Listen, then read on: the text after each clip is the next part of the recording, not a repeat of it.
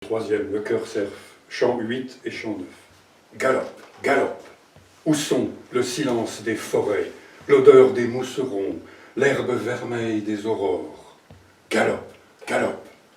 La lune qui roule lentement au-dessus des vergers en illuminant les pommes.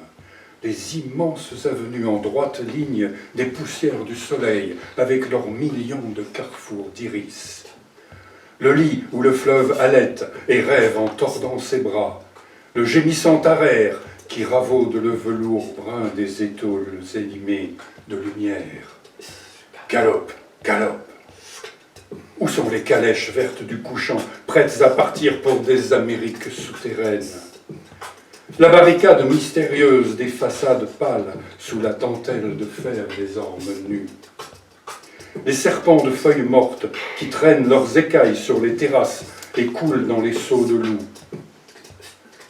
Les longs corridors intérieurs braqués sur les parcs en fuite.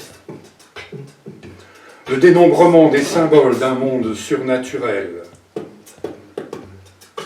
Les palais de roseaux dans les palais de reflets dans les roseaux.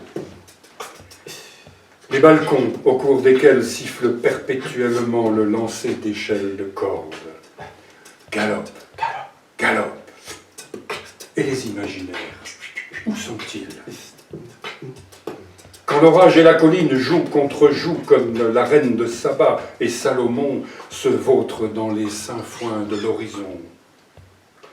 Les chênes soulèvent le ciel à force de bras pour découvrir toute l'immensité du visage de la solitude. Quand les ermitages pendus au cou des forêts de hêtres sonnent comme des cloches de bélier. Quand le chemin des chevaliers monte l'encorbellement dans l'architecture des arbres. Quand le soleil est tout un enchevêtrement d'échelles, d'escaliers, de ponts volants, de balustrades perdues, d'échafaudages, de couloirs voûtés et de jardins de Babylone. Quand les jours de mai s'avancent implacablement toujours plus loin, comme des fleuves de lave, sur les jardins bien dessinés des amours et des peines. Quand les archipels à poivre, myrrhe, encens et lotus surgissent des flots déserts et qu'il faut soigneusement baliser désormais le sel et l'amertume. Quand toutes les heures ont brusquement des ailes courtes et des ventres ronds comme les tentations de Saint-Antoine. Quand l'agneau mystique, le chien d'Ulysse et Rocinante grattent aux portes des auberges. Quand les bulbes dorés des Kremlins célestes émergent de tous les lointains.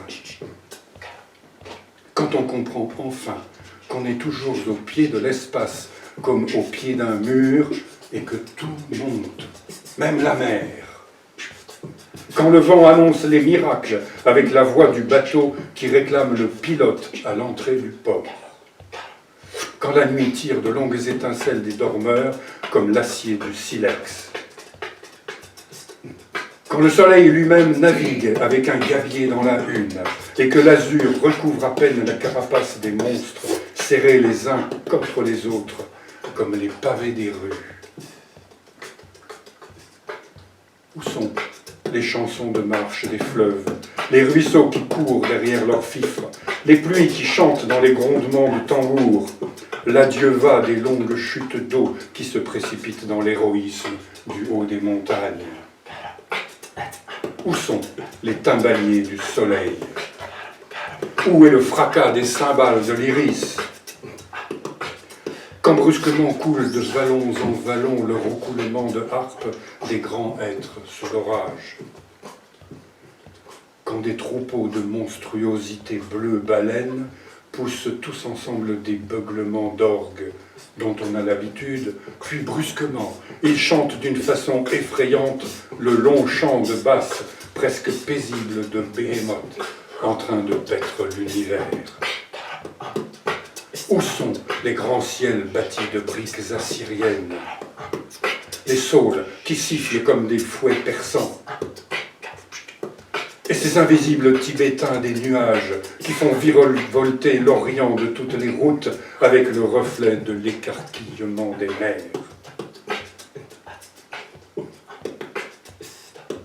Quand le désir de fuite est écartelé à 4 chevaux comme un assassin de roi.